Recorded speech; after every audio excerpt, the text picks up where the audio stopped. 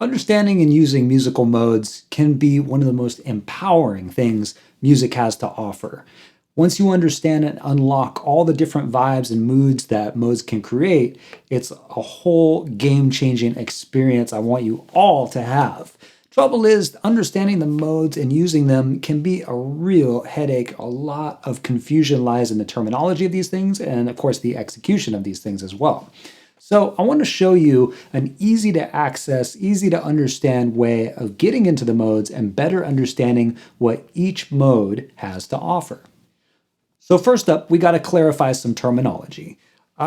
Modes come from a scale. A scale and a key signature are kind of the same thing. So what that consists of is 7 tones that belong together, sound good together, work well with one another. Like a family, or another way to look at it is like a phone number, 7 digits. And if you change just one of those digits, guess what? You're going to call somebody else. You're going to get a different result. So same thing with our major scale.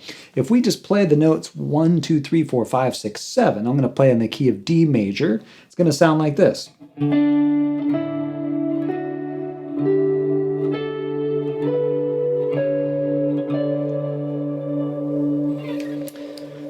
Should sound pretty familiar. I'm playing that with the open 4th string to give your ears some context. Context is everything when it comes to modes. If we don't change what's underneath our 7 tones that we're dancing around, in other words, if we don't have a different chord, we're not going to get that different vibe that all of the 7 modes can create. So a lot of players make the mistake of maybe playing something familiar like a major scale,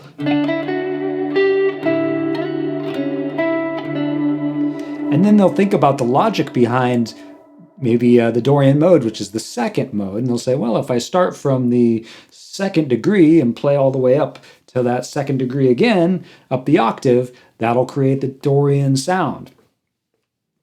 See for yourself. Does this sound like major scale or does this sound like Dorian?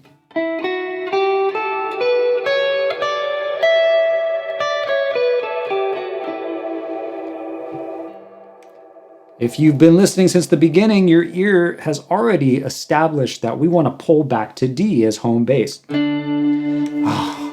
Finally, we get that resolution. So again, in order to get the powerful modal effects of modes, we have to change the context, the background, the underlying tonality. That's the word to really key into, no pun intended. So think for a second, maybe a good example would be Saturday Night Live. If all of those characters are kind of like, or better yet, if all those actors are like our 7 tones in a major scale, imagine for a second that they never changed costume, they never changed the background on stage, and they all just stood there in the same outfits. It might be pretty cool because they're all very talented, but at the same time, it's not going to be nearly as transportive, and it's not going to make sense contextually unless they change the sets, change the clothes. So think about this when you're thinking about modes. In order to get the full effect, you have to change the background. You have to change the scenery a little bit so that these characters can play a little bit differently.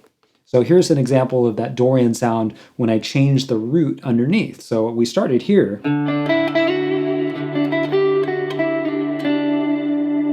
So now I'm going to change my underlying tonality, in other words, changing my stage, my background, to an E note, playing from the 2nd tone, and I'll go all the way up. So I'm starting on an E, I'm playing all the way up to an E.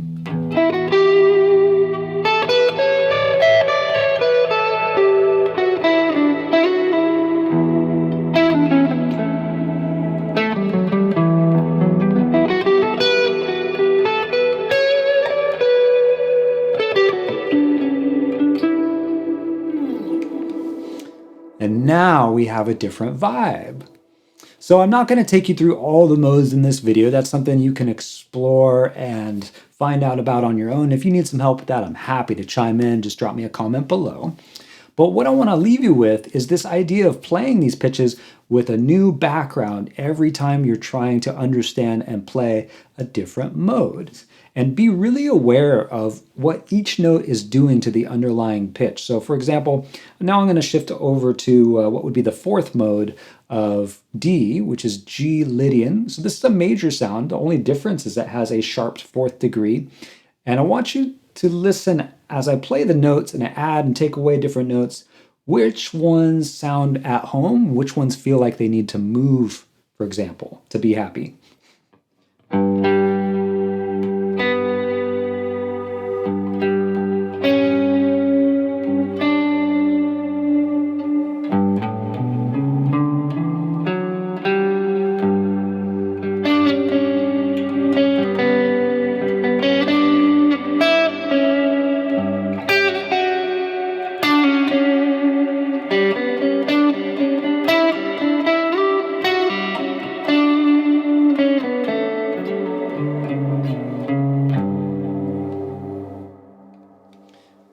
So every time you learn a mode, you've got to figure out what notes you like right off the bat, which ones you don't like right off the bat. I'm not saying we're going to toss any out or brush any aside too much. Just you got to know where the tension is and where the resolution is.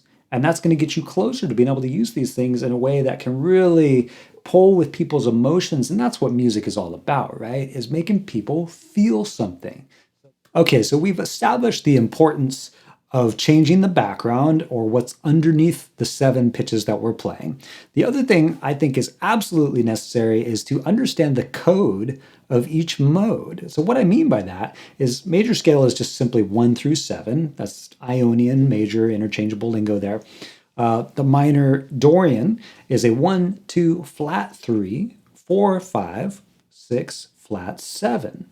So that code, all those alterations mean is that we have taken a major scale and made a couple of changes. For instance, if we started with D major, that's 1 through 7. So now if I play with the same root and now I'm going to flat the third, that means I'm going to bring my third note downwards. 1, 2. Right away you can hear that changes the vibe a little bit. I'm going to play 4, 5, 6, flat 7.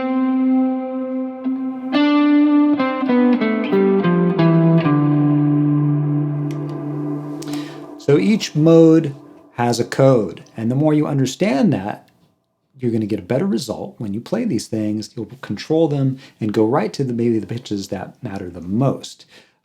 So how you do that is up to you, of course. But one thing I'm going to recommend is when you're playing your open strings or your chords with a looper pedal and exploring these modes, think about those notes that are altered.